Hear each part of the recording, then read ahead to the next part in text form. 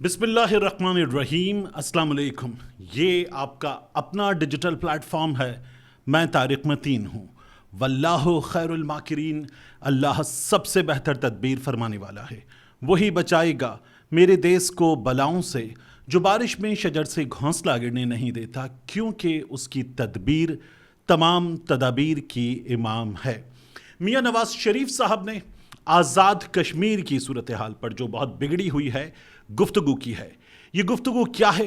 پہلے اس کو جیو نیوز نے اور اس کے ساتھ ساتھ ARY نیوز نے، دیگر چینلز نے کن الفاظ میں رپورٹ کیا ہے، پہلے یہ سن لیجئے مسلم لیگ نون کے صدر میاں نواز شریف صاحب کیا کہتے ہیں۔ دیکھیے ان کی زیر صدارت ایک اجلاس ہوا آزاد کشمیر کی سیاسی انتظامی صورتحال پر، اور اس اجلاس میں مسلم لیگ نون آزاد کشمیر، مسلم لیگ نون کی سینئر قیادت انہوں نے شرکت کی۔ میاں نواز شریف نے آزاد کشمیر کی سیاسی صورتحال پر، اس وقت جو حالات ہیں ان پر گہری تشویش کا اظہار کرتے ہوئے کہا کہ مسلم لیگ نون مسئلہ کشمیر سے متعلق ایک واضح موقف رکھتے ہیں۔ واضح موقف سنیے۔ مقبوضہ کشمیر کے عوام کو UN قراردادوں کے مطابق حق خود ارادیت ملنا چاہیے۔ نون لیگ نے آزاد کشمیر کے عوام کو آئینی بنیادی حقوق اور تعمیر و ترقی کے حوالے سے ترجیح دی ہے، اور اجلاس کے دوران میاں نواز شریف نے یہ بھی کہا کہ ایسی صورتحال پیدا نہیں ہونی چاہیے تھی۔ یہ ملک ہم سب کا ہے، عوامی حقوق کے لیے آئین کے اندر رہتے ہوئے جد و جہد کرنی چاہیے۔ مسلم لیگ نون تمام جمہوری قوتوں کے ساتھ مل کر اپنا بھرپور کردار ادا کرے گی۔ میاں نواز شریف نے پیغام دیا کہ کشمیر کے عوام پاکستان سے اپنا نظریاتی اور فکری رشتہ برقرار رکھتے ہوئے پر امن رہیں، دھرنوں کو ختم کریں، با مقصد مذاکرات کیے جائیں۔ میاں نواز شریف صاحب نے امید ظاہر کی کہ آزاد کشمیر کے عوام، حکومت اور پاکستانی حکومت تمام سیاسی جماعتوں سے مل کر امن کی بحالی کے لیے کردار ادا کریں گے۔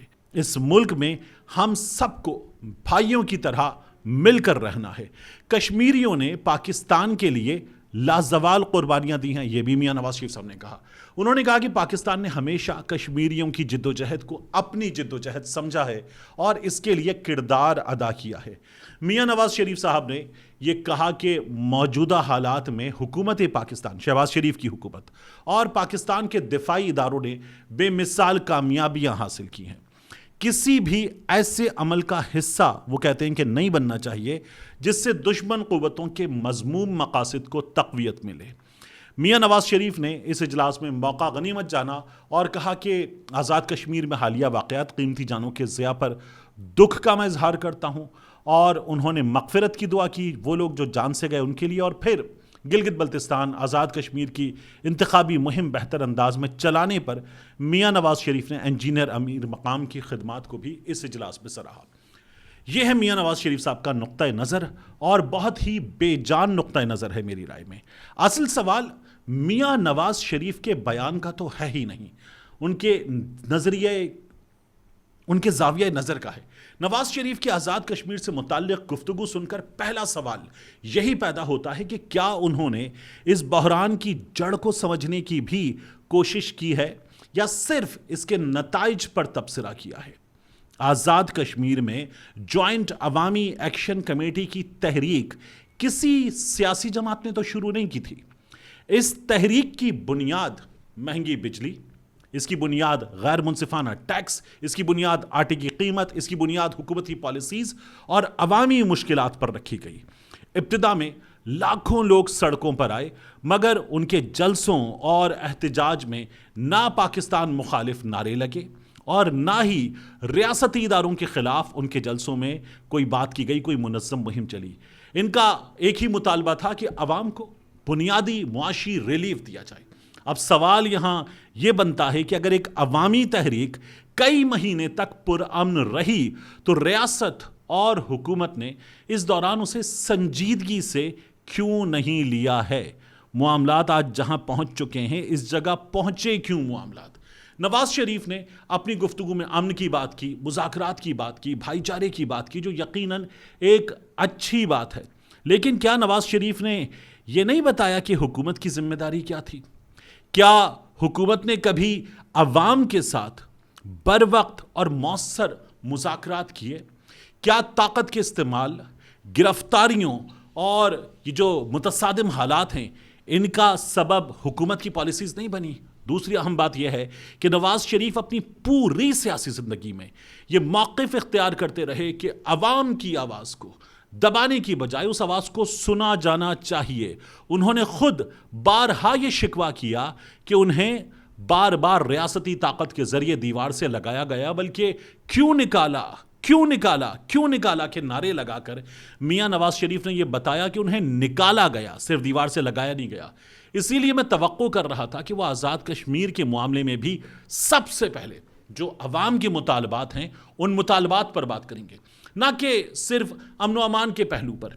اسی وجہ سے بہت سے تجزیہ کار آج ان کا یہ بیان سن کر اسے سرکاری موقف کے قریب محسوس کر رہے ہیں، جس میں اصل عوامی مطالبات کے بجائے قانون، امن، بیرونی سازش یا دشمن کے فائدے جیسے نکات میاں نواز شریف کی گفتگو میں زیادہ ہیں۔ یہ ایک سیاسی تاثر ہے اور اس پر اختلاف بھی ہو سکتا ہے، لیکن اس تاثر کی وجہ موجود ہے۔ اصل حقیقت یہ ہے کہ کسی بھی عوامی تحریک میں اگر چند ناخوشگوار واقعات ہو جائیں تو ان واقعات کی تحقیقات ضرور ہونی چاہیے، لیکن پورے کے پورے عوامی احتجاج کو انہی واقعات کے تناظر میں دیکھنا بھی درست نہیں ہے۔ اگر لاکھوں لوگ مہنگائی اور بنیادی حقوق کے لیے آواز اٹھا رہے ہیں تو اصل توجہ ان کے مطالبات پر ہونی چاہیے۔ یہ بھی یاد رکھنا چاہیے کہ عوامی تحریکوں کو صرف امن کی اپیل سے ختم نہیں کیا جا سکتا۔ جب تک عوام کے مسائل کا حل پیش نہیں کیا جاتا، جنہوں نے لوگوں کو گھروں سے نکالا ہے، اس وقت تک محض دھرنے ختم کرنے کی درخواستیں دیر پا حل نہیں بن سکتی۔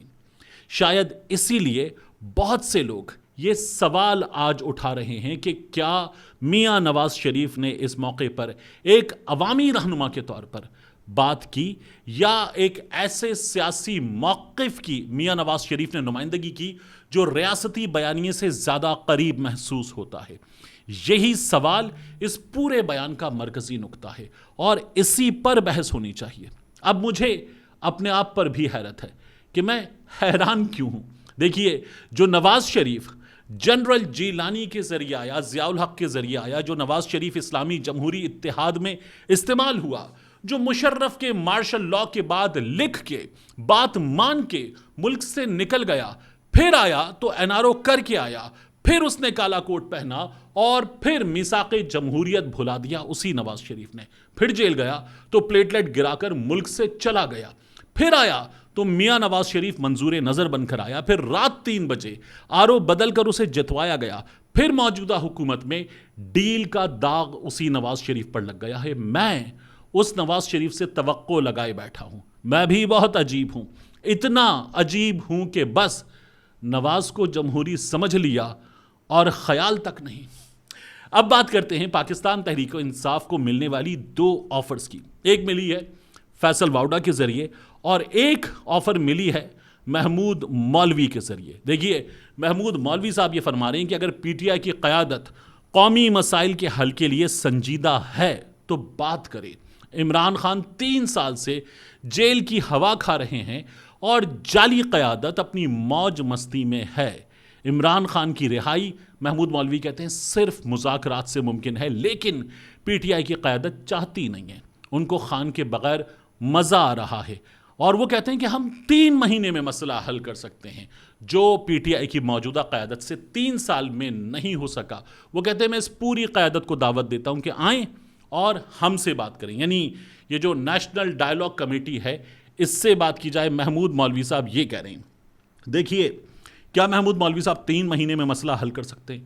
تو ایک بات یاد رکھیے گا کہ محمود مولوی صاحب کی یہ آفر اور فیصل واؤڈا کی آفر یہ انڈائریکٹلی طاقتوروں کی آفر ہے، کیونکہ محمود مولوی صاحب کے ساتھ جو ہوتے ہیں نا لوگ، جو آپ کو نظر آتے ہیں لوگ، وہ خود بتاتے ہیں کہ محمود مولوی صاحب اسٹیبلشمنٹ کے بہت قریب ہیں اور بیچ میں کچھ چیزیں ایسی ہوئیں جو محمود مولوی صاحب نے کی، وہ بھی انہوں نے وہاں سے مدد لے کر کی تھی، اسی لیے ہوئیں۔ تو خود محمود مولوی صاحب کے لیفٹ رائٹ جو لوگ بیٹھتے ہیں وہ یہ باتیں کرتے ہیں۔ تو ایک یہ بھی اسٹیبلشمنٹ کی آفر ہے اور اسٹیبلشمنٹ چاہتی ہے کہ اس روٹ سے آیا جائے, بات کر لی جائے, کچھ معاملات پر بات ہو جائے اور پولیٹیکل اسٹیبلٹی آ جائے. پولیٹیکل اسٹیبلٹی اسٹیبلشمنٹ کو سب سے زیادہ چاہیے کیونکہ اسٹیبلشمنٹ معاملات چلا رہی ہے. تو ایک, کیا محمود مولوی صاحب 3 مہینے میں مسئلہ حل کر سکتے ہیں؟ تو محمود مولوی صاحب ویسا حل کر سکتے ہیں جیسا حل اس وقت محمود مولوی صاحب سے کہا جا رہا ہے. جیسا حل پاکستان تحریک انصاف چاہتی ہے ویسا حل نہیں کر سکتے محمود مولوی صاحب, تو یہ ہو بھی نہیں سکتا میری رائے میں. اسی لیے پاکستان تحریک انصاف والے ان کی بات بھی نہیں مانتے اور ان کو بھی نہیں مانتے. دوسرا, فیصل واؤڈا صاحب, ان کے ذریعے آفر آئی ہے. شفیع جان صاحب پروگرام میں بیٹھے ہوئے تھے, فیصل واؤڈا پروگرام میں بیٹھے ہوئے تھے, پروگرام تھا ندیم ملک صاحب کا, اور وہاں پر یہ کہا گیا کہ بجٹ پیش کریں اور بجٹ پیش کریں گے تو ملاقات کروا دی جائے گی.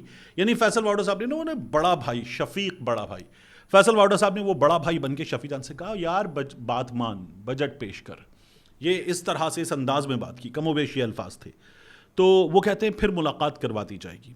تو کیا اس کے بعد ملاقات کروا دی جائے گی؟ میں یہ سمجھتا ہوں کہ نہیں ہوگی, اس لیے کہ اگر ہونی ہے تو ابھی ہو جائے. پاکستان تحریک انصاف والے اس ملاقات کے نتیجے میں تو بجٹ ہی کی بات کر رہے ہیں, تو اگر بجٹ پاس کروا کے ملاقات کروانی ہے تو ابھی کروا دیں. اور عمران خان صاحب کی بہنیں ہوں یا عمران خان کی جماعت کے لوگ, وہ کہہ چکے کہ عمران خان اگر اسٹیبلشمنٹ کے حوالے سے, کسی ایک شخصیت کے حوالے سے کوئی گفتگو کریں گے تو ہم باہر آ کر وہ گفتگو نہیں کریں گے. ہمیں سب سے پہلے بہنوں کو چاہیے کہ ان کی خیریت جان سکیں, اور پارٹی کو چاہیے کہ ان سے ملاقات کریں اور ملاقات کر کے ان سے رہنمائی حاصل کر سکیں. تو یہ تو کروایا جا سکتا ہے. جب جانے والے لوگ بتا رہے ہیں کہ ہم عمران خان کا وہ بیان جو تند و تیز ہوگا, جس میں سے شعلے نکل رہے ہوں گے, وہ بیان ہم باہر آ کر رپورٹ نہیں کریں گے, وہ بیان ہم باہر آ کر بیان ہی نہیں کریں گے, تو پھر ملاقات ہو جانی چاہیے. ملتے ہیں انشاءاللہ آپ سے اگلی ویڈیو میں.